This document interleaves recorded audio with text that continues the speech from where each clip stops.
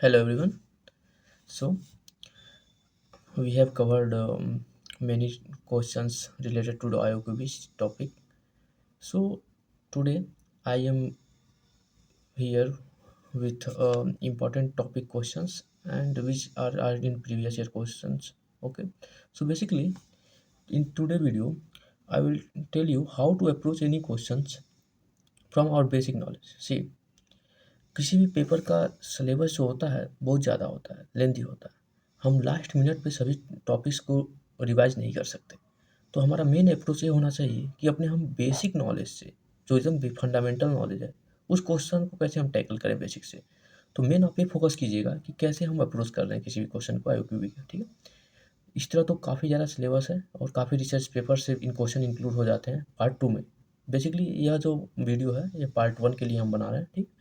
आने वाले वीडियो में पार्ट टू के लिए भी क्वेश्चन बनाएंगे, ठीक है। Okay, so let's see the first question. Okay, the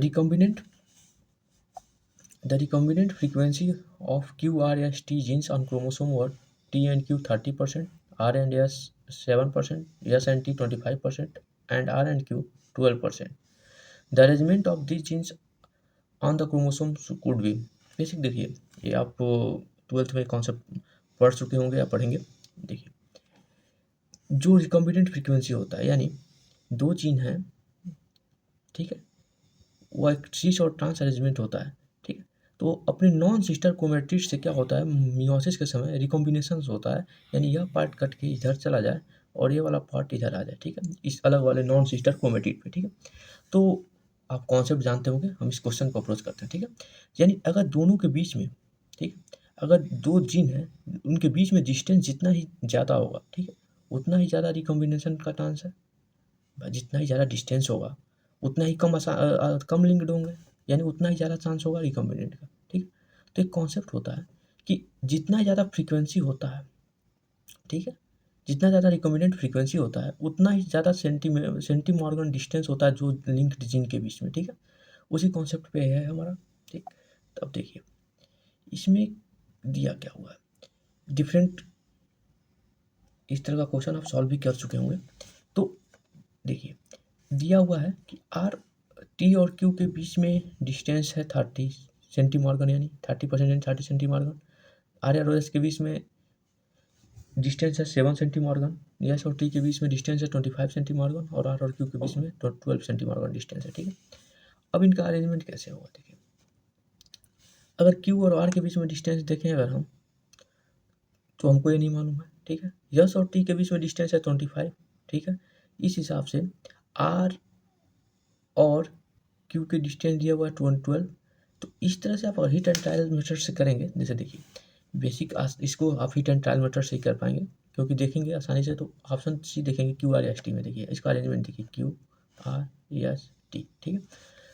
दिया क्या हुआ है हमारा, टी और क्यू के बीच में डिस्टेंस कितना है, 30 सेंटीमीटर, 30 सेंटीमार्गन हो गया, ठीक है।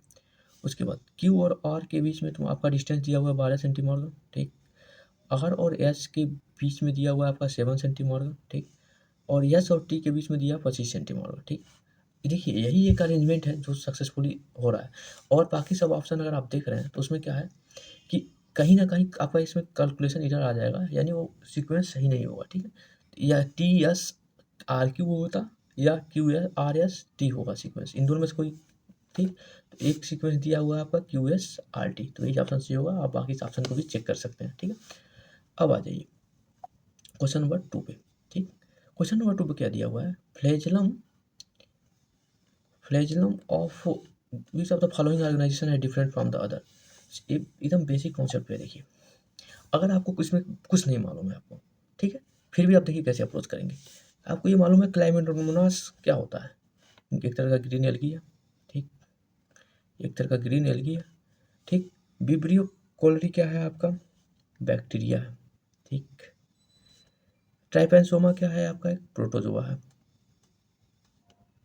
ठीक, जो शिपिंग सिकनेस काज करता है। यूलोथ्रिक्स क्या है, ये भी एक तरह का ग्रीन एल्गी है, ठीक। अब आपको एक ध्यान से देखिए, तो इसमें से कुछ ऑप्शन ऑड लगेंगे आपको, ठीक। आपको कुछ नहीं मालूम है, हम क्वेश्चन को पढ़े भी नहीं, हमको ऑप्शन ऑड एक लगा, क्या, एक बैक्टीरिया यानी एक प्रोकैरियोटिक सेल है और बाकी सब क्या है, यूकैरियोटिक सेल है, ठीक। अब आ जाते हैं हम इसके कॉन्सेप्ट के विषय। आपको आंसर तो मालूम चल ही गया होगा कि बैक्टीरिया होगा, विब्रियो क्लोराई, लेकिन अब इसके कॉन्सेप्ट के ऊपर आ जाते हैं, क्योंकि आगे आने वाले पेपर में क्वेश्चन कॉन्सेप्ट के ऊपर भी आ सकता है, उसके फ्लैजिला में क्या डिफरेंस हो सकता है। तो देखिए क्या होता है, प्रोकैरियोट में फ्लैजिला क्या होता है आपका, सिंपल होता है और स्मॉल होता है, सिंपल बात है, सिंपल होगा और स्मॉल होगा। यूकैरियोटिक में क्या होगा, थोड़ा इसके कंपेरिजन में लॉन्ग होता है और कॉम्प्लिकेटेड होता है। कैसे होता है देखिए, हम जो यूकैरियोटिक सेल में होता है जो फ्लैजिला, वो प्लाज्मा मेम्ब्रेन से एराइज करता है, ठीक है। जो यूकैरियोटिक सेल में क्या होता है, प्लाज्मा मेम्ब्रेन से एराइज करता है, जबकि प्रोकैरियोटिक सेल में क्या होता है देखिए, जो आपका फ्लैजिला होता है वह आउटर सेल से होता है, आउटर सेल वॉल से राइज होता है, ठीक है, क्योंकि वहाँ पे प्लाज्मा मेम्ब्रेन से नहीं राइज करता है, वो ऊपर ही रहता है और काफ़ी सिंपल होता है, काफ़ी आसानी से अटैच्ड होता है, ठीक है। उसका दूसरी बात, प्रोकैरियोट में जो जो आपका फ्लैजिला होता है उसका जिस यूनिट से बना होता है वो फ्लैजिलिन से बना होता है, ठीक है, फ्लैजिलिन प्रोटीन से, ठीक है। जबकि प्रोकैरियोट में हम लोग प्रोकैरियोट में फ्लैजिलिन से बना होता है और यूकैरियोटिक में हम लोग का किससे बना होता है आपका, ट्यूबुलिन प्रोटीन से बना होता है, ठीक है। ये मेजर डिफरेंस है, ये भी याद रखिएगा आप लोग आने वाले एग्जाम के लिए, ठीक है। तो बाकी सब यूकैरियोटिक हैं, केवल एक विब्रियो कोलोरी क्या है आपका, प्रोकैरियोट है। तो प्रोकैरियोट में क्या होता है, ट्यूबुलिन फ्लैजिलिन से बना होता है और यूकैरियोटिक में ट्यूबुलिन से। तो इसके हिसाब से आपका ऑर्गेनाइजेशन क्या होता है, डिफरेंट होता है प्रोकैरियोट में, ठीक है। अब आ जाते हैं क्वेश्चन नंबर आपका 3 पे। 3 में क्या दिया हुआ है कि which of the following polypeptide chain is translated from the following sense strand of 5 prime ATG sequence जो दे दिया हुआ है और उसका हमको कंपोजिशन भी दे दिया।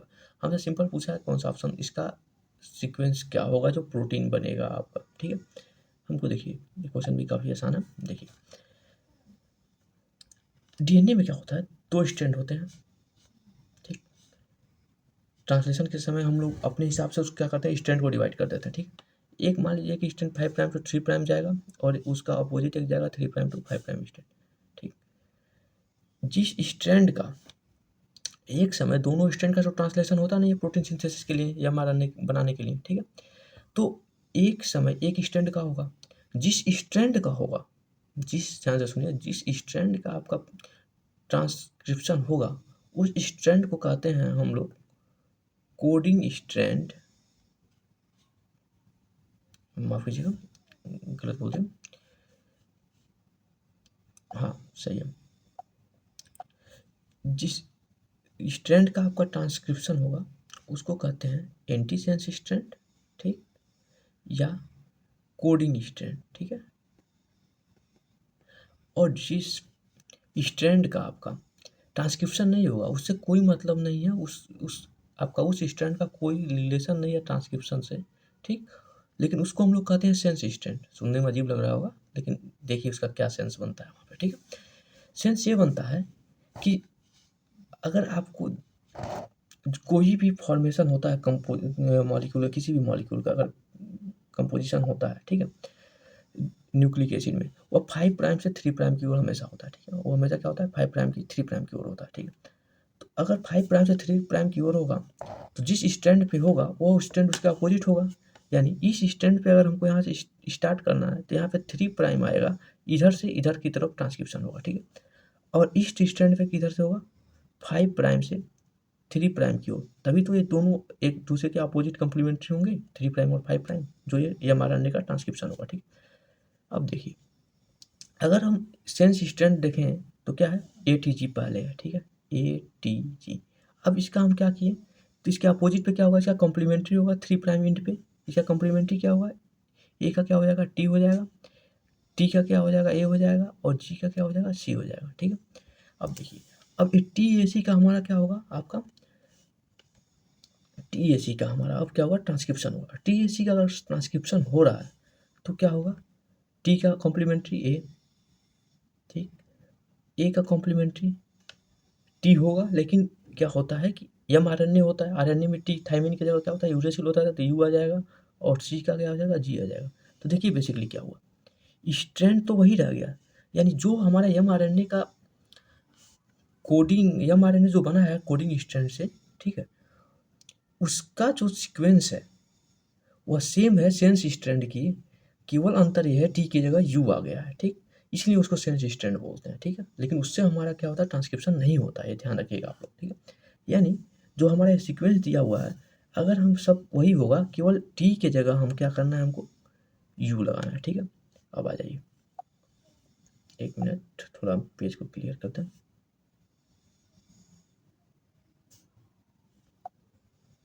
ठीक है, क्लियर होगा। चलिए अब देखिए, सीक्वेंस वही रहेगा हमारा, ठीक। तो अगर हम एक और बात, किसी भी चीज़ का दो केस है, बिगनिंग जो प्रोटीन होते हैं, देखिए प्रोटीन का बेसिक स्ट्रक्चर क्या होता है, अमीनो एसिड से बने होते हैं। अमीनो एसिड में क्या होता है, एक एन टर्मिनल होता है जिसमें अमीनो ग्रुप जुड़ा होता है, एक सी टर्मिनल होता है जिसमें कार्बोक्सिलिक एसिड ग्रुप जुड़ा होता है, ठीक है। और एक हाइड्रोजन होता है और एक वेरिएबल ग्रुप आर होता है, ठीक है। ये वेरी करता है हर एक अमीनो एसिड में, ठीक है। इसे कहते हैं हम लोग एन टर्मिनल एंड या बिगनिंग। किसी भी प्रोटीन का बिगनिंग जो एंड होता है वह अमीनो ग्रुप से शुरू होता है, और इधर अगला जो मान लीजिए अमीनो एसिड आएगा उसका NH2 इससे जुड़ जाएगा। NH2 बेसिकली कैसे जुड़ेगा, यहाँ पे हाइड्रोजन है, वहाँ से वाटर निकलेगा और अमीनो एस्टर बॉन्ड बनेगा, ठीक है। जिसकी वजह से आगे इस तरह सिंथेसिस होता रहेगा, ठीक। तो जो ए इंड हो जाएगा, ठीक है, ए इंड हो जाएगा आपका, 5 इंड हो जाएगा, ठीक। और ए इंड हो जाएगा जो 3 इंड हो जाएगा। अब शुरुआत देखिए, बिगिनिंग किसी प्रोटीन का क्या होता है, एन टर्मिनल होता है, वो बिगिनिंग होता है आपका किसी भी प्रोटीन का। और जो सी टर्मिनल होता है वो इंड होता है किसी भी क्या होता है, प्रोटीन चेन का, ठीक है। अब देखिए, तो आप बता दी, अब इस कॉन्सेप्ट पे आ जाइए। यानी स्टार्टिंग से पहले आप दो ऑप्शन एलिमिनेट कर देंगे, NH2 होगा, ये दोनों ऑप्शन में से कोई एक होगा, यानी ये दोनों ऑप्शन तो गलत होगा। उसके बाद देखिए, पहला क्या हुआ है आपका, ATG है, यानी ये बेसिकली mRNA में क्या हो जाएगा, AUG हो जाएगा। AUG का आपका सीक्वेंस क्या दिया हुआ है हमारा, मेथियोनिन, यानी मेथियोनिन दोनों ऑप्शन में, ठीक। दूसरा ऑप्शन क्या दिया हुआ है, AGA। AGA का क्या होगा, अर्जिनिन, ठीक। तो दूसरे ऑप्शन में क्या होना चाहिए, अर्जिनिन, यानी हमारा सी ऑप्शन सही है। आ जाइए हम अगला क्वेश्चन देखते हैं। एक minute. Evidence of tree bearing buttress root indicate the soil is। देखिए, कोई भी ट्री है, अगर सॉइल का हम स्टेटम देखें तो जो सबसे क्या होता है, फर्टाइल लेयर होता है वो आपका अपर लेयर ही माना जाएगा, ठीक है। कोई भी सॉइल कहीं का भी जो मैक्सिमम फर्टिलिटी होता है वो लगभग अपर लेयर की ही होती है, ठीक है। नीचे तो रॉक पाए जाते हैं और ज़्यादा बड़े बड़े पार्टिकल पाए जाते हैं, वो ज़्यादा न्यूट्रिएंट नहीं होते, ठीक। वो पूछ रहा है कि abundance of trees bearing buttress root. Buttress root का पहले आप मतलब समझिए। ब्यूट्रेस रूट में क्या होता है कि आपका जो ट्री होते हैं वो वो आप गूगल करके ब्यूट्रेस रूट का फोटो देख लीजिएगा। क्या होता है कि जो ट्री होते हैं उनके रूट नीचे तक नहीं जा करके केवल ऊपर ही ऊपर रहते हैं, ठीक है। काफ़ी लंबे लंबे रूट रहते हैं, पूरा फैले होते हैं, आप जरूर देखे होंगे। काफ़ी लंबे लंबे रूट होते हैं, फैले होंगे, एरिया ज़्यादा ऑक्यूपाई करते हैं लेकिन डीप नहीं होते हैं, ठीक है। ऐसे जो ट्री होते हैं उनका जहाँ रहते हैं उनका सॉइल का फीचर क्या होता है, ये पूछा है क्वेश्चन। पहला ऑप्शन दिया है सैलो एंड न्यूट्रिएंट। सैलो मतलब ऊपर ही ऊपर रहेंगे और न्यूट्रिएंट पुअर रहेंगे, ये बात सही है। देखिए क्यों ऐसा होता है, अधिकतम जो भी ट्री होता है वो चाहता है डीपली रूटेड है, डीपली रूटेड रहेगा उतना ही उसके लिए प्रोटेक्शन रहेगा। विंड फ्लो करेगी तो वो जल्दी अपनी जगह गिरेगा नहीं पे। लेकिन अधिकतम तो ये होता नहीं है, हर जगह तो सॉइल की फर्टिलिटी एक बराबर होगी नहीं। तो जहाँ सॉइल की फर्टिलिटी कम रहती है तो रूट का मेन कॉमन एब्जॉर्प्शन, और नीचे अगर उसको न्यूट्रिएंट्स ज़्यादा नहीं मिल रहे हैं तो नीचे क्यों ज़्यादा जाएगा, उसको न्यूट्रिएंट्स मैक्सिमम एब्जॉर्ब करना है। तो मैक्सिमम एब्जॉर्ब करने के लिए उसको क्या करना है, एरिया ऑक्यूपाई ज़्यादा करना है। और मैक्सिमम रिचनेस फर्टिलिटी कहाँ है, अपर लेयर में। अगर कोई ऐसा जगह है जहाँ फर्टिलिटी ज़्यादा है, यानी उसके नीचे भी डीपली इनसाइड द सॉइल भी क्या है, फर्टिलिटी ज़्यादा है, तो जो रूट होगा वो अंदर तक पेनिट्रेट आराम से करेगा, क्योंकि उसमें दोनों का उसका सिग्निफिकेंस है। लेकिन जहाँ न्यूट्रिएंट ही कम है वो मैक्सिमम न्यूट्रिएंट कहाँ उसको मिलेगा, सरफेस, अपर सरफेस पे। तो अपने एरिया को क्या करेगा, वो रूट को बढ़ाएगा अपर एरिया पे, ठीक। तो डीप तो होते नहीं है और न्यूट्रिएंट्स पुअर होते हैं। आप अगर एक बार गूगल इमेज करेंगे तो उसको समझ जाएंगे आप एक बार, ठीक है। उसके बाद आ जाइए क्वेश्चन नंबर 5 पे, identification tag on the cell membrane for cell to cell recognition are. ये तो सिंपल क्वेश्चन है, कॉन्सेप्ट तो इसमें नहीं है। जो आपका कार्बोहाइड्रेट होता है जो सेल मेम्ब्रेन पे प्रेजेंट होता है, फ्लूइड निकोल्सन मॉडल जो होता है, फ्लूइड मोज़ेक मॉडल, एक बाई सिंगर एंड निकोल्सन, एक काफ़ी फेमस है और इस पर क्वेश्चन भी काफ़ी बार पूछे जा चुके हैं, ठीक है। तो आप इसको एक बार ज़रूर पढ़ लीजिएगा, हम कॉन्सेप्ट इस पे नहीं जा रहे हैं, ठीक है। बुक से आप कैम्पबेल बायोलॉजी से रेफर करके पढ़ लीजिएगा, ठीक है। उसके बाद देखिए cell to cell recognition simple बात है, ग्लाइकोप्रोटीन से होता है, इसमें कोई ज़्यादा कॉन्सेप्ट नहीं है, ठीक है। उसके बाद क्वेश्चन नंबर 6 थोड़ा इंटरेस्टिंग क्वेश्चन है। देखिए क्वेश्चन नंबर 6 क्या आ रहा है, independent assortment has possibility of producing different gametes, how many gametes could be produced in humans. Basically देखिए law of independent assortment genetics का एक फंडामेंटल लॉ है, मेंडल्स के द्वारा दिया गया, ठीक है। उसके हिसाब से कह रहा है कि भाई देखिए इंडिपेंडेंट असॉर्टमेंट होता है, दो अलग अलग क्रोमोसोम एक दूसरे से इंडिपेंडेंट होते हैं, एक कहाँ जा रहा है दूसरे से कोई मतलब नहीं रहता है उसका, ठीक है। एक पेयर कहाँ जा रहा है दूसरे पेयर से कोई उसके रिलेशन नहीं होता है, ठीक है। तो वो कह रहा है कि कितने डिफरेंट गैमेट प्रोड्यूस हो सके हैं कि अगर इंडिपेंडेंट असॉर्टमेंट फॉलो हो रहा है अगर ह्यूमन बीइंग में गैमेट फॉर्मेशन के समय, ठीक है। अब देखिए इसको सिंपल आप समझिए, एक क्वेश्चन एक तरह से आपका प्रोबेबिलिटी का है, मैथमेटिक्स का है, सिंपल। अगर आप एक कॉइन ले रहे हैं, ठीक है, एक कॉइन ले रहे हैं, अब देखिए इसको रिलेट कीजिएगा, और एक ह्यूमन का गैमेट का फॉर्मेशन का ले रहे हैं, ठीक है, गैमेट फॉर्मेशन, ठीक। तो क्या होगा बेसिक देखिए, एक बार कॉइन लिए तो इसमें दो चांस है रिजल्ट आने के। कोई भी अगर कॉइन आप टॉस करेंगे, दो प्रोबेबिलिटी है, रिजल्ट दो रिजल्ट है, हेड या टेल। कितने रिजल्ट हैं? दो रिजल्ट। इसी तरह ह्यूमन का जो गैमिट बनेगा मेन कितने रिजल्ट हैं? दो रिजल्ट। या वो फीमेल हो गैमिट, ओवम हो, या वो क्या हो, स्पर्म हो, ठीक। कोई दो ही प्रोबेबिलिटी है कि ह्यूमन का अगर गैमिट बन रहा है तो दो तरह के गैमिट ही बन सकते हैं, दो ही आउटकम है हमारे, या तो वह मेल गैमिट स्पर्म हो या फीमेल गैमिट ओवम, ठीक। अगर हम एक समय केवल एक कॉइन को अगर हम क्या कहा जा रहा है टॉस कर रहे हैं तो कितने रिजल्ट आएंगे? ऑब्वियसली या तो हेड आएगा या टेल आएगा, ठीक। दूसरी बात आएगी, अगर हम दो कॉइन को एक साथ टॉस कर रहे हैं तो कितने आउटकम पॉसिबल है? हो सकता है पहले कॉइन पे हेड आए, दूसरे कॉइन पे टेल आए। दूसरा ये हो सकता है दूसरे पहले कॉइन पे टेल आए, दूसरे कॉइन पे हेड आए। तीसरा क्या हो सकता है कि दोनों पे हेड आए।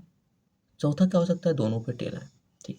अब देखिए तीसरा क्या है, अगर हम तीन कॉइन एक साथ टॉस कर रहे हैं देखिए तो क्या हो सकता है कि तीनों हेड आ सकता है, तीनों टेल आ सकता है, एक पहला हेड दूसरा टेल टेल। तो इस तरह देखेंगे आप तो लगभग आठ, लगभग नहीं आठ आउटकम बनेंगे, ठीक है। आठ प्रोबेबल आउटकम आएगा तो कोई एक ही, लेकिन आउटकम कितने आ सकते हैं? टोटल आठ आ सकते हैं, ठीक है। अब इसको देखिए, कोई आपको एक फीचर नजर आ रहा होगा, इस पर ध्यान से अगर देखिए आप, जो रिजल्ट है, जो भी रिजल्ट देखिए यहाँ पे हम इसलिए इस कॉन्सेप्ट को बता रहे हैं, कोई ज़रूरी नहीं है कि वो अगली बार ह्यूमन का ही देंगे आपको, हो सकता है किसी और ऑर्गेनिज्म का दें जिसका क्रोमोसोम नंबर अलग हो, ठीक है। तो इसलिए कॉन्सेप्ट आपको समझना जरूरी है। तो अगर रिजल्ट हमेशा कितने होंगे, ह्यूमन या कोई भी ऑर्गेनिज्म हो, दो ही रिजल्ट हो सकते हैं गैमेट फॉर्मेशन के, या मेल हो या फीमेल हो, यानी जो आपका रिजल्ट है वही बेस हो जाता है। और कितने टाइम उसका इंडिपेंडेंट असॉर्टमेंट का जीन या क्रोमोसोम है, वह उसका कितना एक तरह से क्वाइन है, एक समय कितने क्वाइन ऑफ टास्क कर रहे हैं उस पर डिपेंड करता है। इसके भी रिजल्ट दो हैं, ठीक। अब देखिए यहाँ पे टू पे एक कॉइन टास्क है तो टू पे पावर वन लगाएंगे तो टू रिजल्ट है। यहाँ हम देखिए चार रिजल्ट है, अगर टू पे पावर टू लगाएंगे तो दो बार आप दो कॉइन लिए हैं तो कितना हो गया? Four result.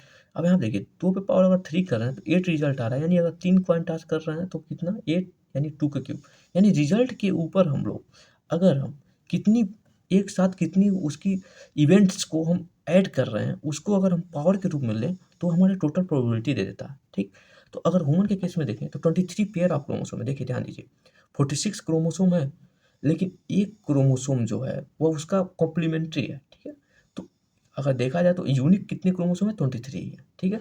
तो टू पे पावर अगर 23 हम लोग करें, ये दे देता है हमारा टोटल गैमेट। होप आपको ये कॉन्सेप्ट समझ में आया होगा। देखिएगा अगली बार कोई ज़रूरी नहीं है कि ह्यूमन का ही दें, तो जितना ही ज़्यादा क्रोमोसोम पेयर होंगे उस हिसाब से उसका पावर बदलेगा। अगर गैमेट दिया हुआ है तो आउटकम दो ही पॉसिबल है, दो, तो उस हिसाब से उसका पावर बदलेगा, ठीक है। अब अगला क्वेश्चन देख लेते हैं।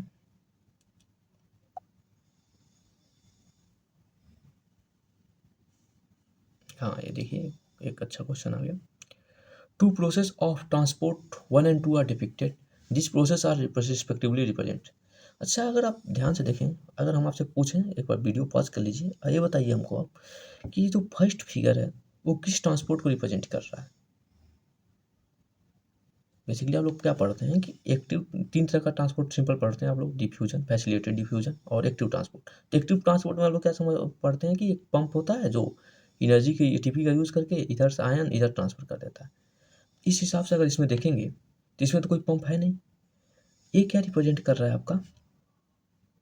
एंडोसाइटोसिस, ठीक? ये क्या रिप्रेज़ेंट कर रहा है आपका? एंडोसाइटोसिस। अब एंडोसाइटोसिस क्या एक्टिव ट्रांसपोर्ट है? हाँ, एंडोसाइटोसिस तो एकदम एक्टिव ट्रांसपोर्ट है। देखिए कैसे? जो एक ब्रेकडाउन होगा मेम्ब्रेन का, जो वेसिकल बनेगा, उसमें एनर्जी का रिक्वायरमेंट होगा ही होगा। उसके बाद एक तो सेल रिकॉग्निशन भी हो रहा है। तो एंडोसाइटोसिस भी है और आपका पिनोसाइटोसिस जो पार्ट है इसका, फैगोसाइटोसिस जो इसका पार्ट है एंडोसाइटोसिस का, वो सभी पार्ट एक्सोसाइटोसिस जो हुआ, वो क्या होते हैं? एक्टिव ट्रांसपोर्ट के पार्ट होते हैं। ये ध्यान रखिएगा, आप लोग बेसिक कॉन्सेप्ट होता है, कई लोग को नहीं मालूम होता है, ठीक है? उसके बाद ये देखिए, ये अलोंग द ग्रेडियंट ट्रांसपोर्ट हो रहा है। ये तो आप पहचान भी गए होंगे कि फैसिलिटेटेड डिफ्यूजन का पार्ट है, ठीक है? अगर इधर कॉन्सन्ट्रेशन अगर ज़्यादा होता इस सब्सटेंस का, तो क्या हो जाता? एक्टिव ट्रांसपोर्ट हो जाता। लेकिन इधर देखिए अलोंग द ग्रेडियंट है, तो एक्टिव ट्रांसपोर्ट नहीं है, फैसिलिटेटेड ट्रांसपोर्ट है। तो ये क्या होता था? फैसिलिटेटेड डिफ्यूजन क्या हो जाता है आपका? Passive transport. और एंडोसाइटोसिस, एक्सोसाइटोसिस या पंप के थ्रू जो एटीपी का यूज़ करके ट्रांसफर होता है, वो क्या होता है आपका? एक्टिव ट्रांसपोर्ट होता है। तो बेसिक आसान सवाल है। ये ऑप्शन ए होगा इसमें, एक्टिव ट्रांसपोर्ट है, पैसिव ट्रांसपोर्ट, ठीक? अगला क्वेश्चन देखते हैं।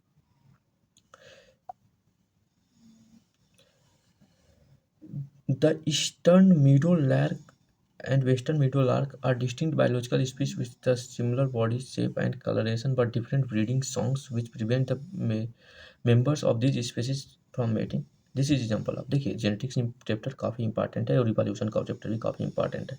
देखिए इससे क्वेश्चन कई बार पूछे जा चुके हैं। और उसके बाद आपका जो जिस डिफरेंट टाइप के आइसोलेशंस होते हैं, जिससे रिप्रोडक्टिव आइसोलेशंस, उसके बारे में कई बार क्वेश्चन पूछा जा चुका है। उसी बेस्ड पे एक क्वेश्चन है। तो इनमें क्या हुआ है, दो और सेम स्पेसीज के लगभग बायोलॉजिकल स्पेसीज के डिस्टिंक्ट बायोलॉजिकल स्पेसीज हैं, ठीक है, लेकिन सेम बॉडी फीचर है, यानी सब कुछ सेम है, बस क्या अंतर है? ब्रीडिंग सॉन्ग अंतर है, जिससे उन दोनों के बीच में क्या हो जा रहा है? मीटिंग नहीं हो पा रहा है। ये किस टाइप का आपका एक तरह से कह सकते हैं आइसोलेशन है, ठीक है? तो कोई भी रिप्रोडक्टिव आइसोलेशन होता है, दो फीचर, दो तरह का होता है। एक प्री जाइगोटिक, ठीक है, एक होता है प्री जाइगोटिक और एक होता है पोस्ट जाइगोटिक, ठीक है? प्री जाइगोटिक में क्या होता है कि उनमें मेटिंग हो ही नहीं पाता है और आपका जाइगोट बनता ही नहीं है। प्री जाइगोट मतलब यानी पहले, जाइगोट फार्म मतलब जाइगोट का बनना, यानी जाइगोट बना ही नहीं, प्री जाइगोटिक आइसोलेशन, यानी मेटिंग नहीं हो पाया। पोस्ट जाइगोटिक में क्या होता है कि मेटिंग तो किसी तरह हो जाता है, जाइगोट भी बन जाता है, ठीक, लेकिन वो जाइ उस केस में भी दो केस हो जाता है कि एक तो वो जो ऑर्गेनिज्म बना, नया ऑर्गेनिज्म जो प्रोड्यूस हुआ, या तो वो सर्वाइव नहीं कर पाएगा एडोलेसेंट तक। दूसरा केस आ जाता है कि वो अगर सर्वाइव भी कर गया तो इनफर्टाइल होगा, यानी आगे वो अपनी प्रोजनी को नहीं बढ़ा पाएगा, ठीक है? दो केस हो जाएंगे इसमें। अब देखिए प्री जाइगोटिक में क्या हो सकता है? सिंपल बात है कि उन प्री जाइगोटिक में एक हो जाता है आपका स्पेचियल, एक हो जाता है बिहेवियरल। तो बिहेवियरल एक हो सकता है, बिहेवियरल मतलब ये हो गया आपका जो मेटिंग का कॉल है। सिंपल बात है, कई बर्ड आपका मेटिंग कॉल यूज़ करते हैं, मेटिंग सॉन्ग यूज़ करते हैं बुलाने के लिए, ताकि मीटिंग हो सके अपने सूटेबल पार्टनर के लिए। कई क्या करते हैं, डांस को सेलेक्ट करते हैं कि डिफरेंट टाइप का डांस को सेलेक्ट करते हैं अपने फर्टिलिटी या ब्रीडिंग सीजन को रिप्रेजेंट करने के लिए। तो वो क्या दिखाता है? उनके बिहेवियरल एस्पेक्ट को दिखाता है। अलग अलग बिहेवियरल अगर एस्पेक्ट होता है या अलग अलग टाइप के डांस के जो अलग फॉर्म है, अगर वो रिप्रेजेंट वो नहीं कर पा रहा है, तो वो उसको मीटिंग में नहीं चूज़ कर सकता है ऑर्गेनिज्म। तो उससे क्या होगा कि मीटिंग नहीं हो पाएगा। ये हो गया बिहेवियरल एस्पेक्ट, ठीक। उसके बाद एक होता है आपका मैकेनिकल, हो सकता है जो डिफरेंट ऑर्गेनिज्म है उनमें जो रिप्रोडक्टिव ऑर्गन का फीचर है वो अलग अलग हो सकता है, ठीक। उसके बाद एक होता है टेम्पोरल आइसोलेशन। टेम्पोरल आइसोलेशन में क्या होता है कि डिफरेंट ब्रीडिंग सीजन होता है दो अलग अलग ऑर्गेनिज्म के। अगर दोनों डिफरेंट सेक्स के क्या होते हैं, अगर डिफरेंट ब्रीडिंग सीजन है, तो अगर एक पार्टिकुलर ब्रीडिंग सीजन नहीं हो रहा है, तो दोनों में क्या होगा कि मीटिंग नहीं हो पाएगा, मीटिंग का प्रोबेबिलिटी बहुत ही कम हो जाएगा। एक इसका आइसोलेशन को क्या कहते हैं? टेम्पोरल आइसोलेशन, ठीक। और दूसरा देखिए, एक केस होगा जो पोस्ट जाइगोटिक में कि वो जो आपका जाइगोट बना हो वो सर्वाइव ना कर पाए। अगर जाइगोट सर्वाइव नहीं कर पा रहा है, ठीक, उस केस में कहते हैं हाइब्रिड रेड्यूस्ड हाइब्रिड बाइबिलिटी। बाइबिलिटी मतलब वो बाइएबल नहीं है आगे के लिए, और हाइब्रिड मतलब जो डिफरेंट स्पेसिस से कंबाइन होकर बना तो हाइब्रिड हो गया। इस तरह से ये जो सर्वाइव नहीं कर पाएगा आगे चल के, भले जाइगोट बन गया हो, ऑर्गेनिज्म बन गया हो, लेकिन वो आगे चल के सर्वाइव नहीं कर पाएगा। मान लीजिए मान लीजिए 20 ईयर उसका लाइफ स्पेन है किसी ऑर्गेनिज्म का, वो मैक्सिमम मान लीजिए 4 ईयर तक सर्वाइव किया, उसके बाद वो इन्वायरमेंट से कोप नहीं कर पाएगा और वो स्ट्रगल कर देगा एग्जिस्टेंस के लिए, ठीक। उसका दूसरा क्या हो जाएगा, जैसे आपको हॉर्स और डंकी का पढ़ते हैं, दूसरा केस आ जाएगा उसका हाइब्रिड बैकग्राउंड, जिसमें क्या होता है आपका हॉर्स और डंकी कंबाइन होकर म्यूल बनाते हैं, और म्यूल क्या होता है, इनफर्टाइल होता है अपने प्रोजेनी को। तो क्या हो गया आपका, ये हाइब्रिड ब्रेकडाउन हो गया। अब ये क्या है, डिफरेंट ब्रीडिंग सॉन्ग प्रोड्यूस कर रही हैं, ठीक है। ये एग्जाम्पल किसका है आपका, बिहेवियरल का, बिहेवियरल आइसोलेशन का। बिहेवियरल आइसोलेशन किस में आता है, प्री जाइगोटिक में आता है, ठीक है। तो ऑप्शन ए क्या हो जाएगा, सही हो जाएगा। बाकी ऑप्शन देख लीजिए, रेड्यूस हाइब्रिडिटी होगा नहीं, क्योंकि ये तो आपका पोस्ट जाइगोटिक है। हाइब्रिड बैकग्राउंड भी पोस्ट जाइगोटिक है। टेम्पोरल आइसोलेशन आपको बताएंगे डिफरेंट ब्रीडिंग सीजन है, यहाँ पे देखिए डिफरेंट ब्रीडिंग सॉन्ग है, सीजन नहीं है डिफरेंट। अगर डिफरेंट ब्रीडिंग सीजन हो जाता तो आपका टेम्पोरल आइसोलेशन होता, ठीक। Question number 9। तो क्वेश्चन नंबर 9 तो बेसिक कॉन्सेप्ट पे है, ये तो आप मिशेल फॉर्मेशन पढ़े होंगे। जो फॉस्फेट ग्रुप होता है वो हाइड्रोफोबिक फिलिक होता है, ठीक है। और जो चेन होता है फैटी एसिड का, वो क्या होता है, हाइड्रोफोबिक होता है। तो हाइड्रोफोबिक क्या होंगे, दूर भागेंगे वाटर मॉलिक्यूल से, तो वो सेंटर की ओर ऑक्यूपाई कर जाएंगे। और जो फॉस्फेट ग्रुप होगा वो हाइड्रोफिलिक होता है, तो वाटर की ओर अट्रैक्टेड हो जाएगा। तो यही सिंपल बात है, बाकी समय तो उल्टा दिया हुआ है, देख लीजिए आप, ठीक है। तो ऑप्शन क्या हो जाएगा, ए हो जाएगा, ठीक है। चलिए, और बाकी क्वेश्चन और ट्राई करेंगे अटेम्प्ट करने के लिए। Thank you.